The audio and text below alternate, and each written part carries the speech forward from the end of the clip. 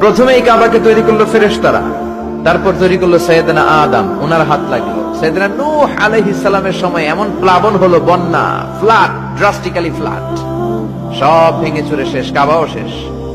নূহ আলাইহিস সালাম নেমে আবার বানালেন, এরপর বানালেন ইব্রাহিম আলাইহিস সালাম। পড়েন সুবহানাল্লাহ।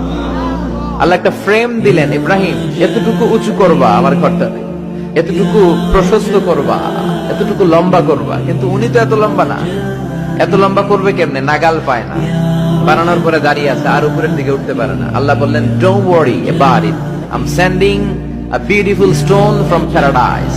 আমি জান্নাত থেকে একটা স্পেশাল পাথর পাঠিয়ে দিচ্ছি ইব্রাহিম, ওইটার উপরে দাঁড়াও, উপরে উঠতে মন চাইলে উঠে যাবে, নিচে নামতে মন চাইলে নেমে যাবে।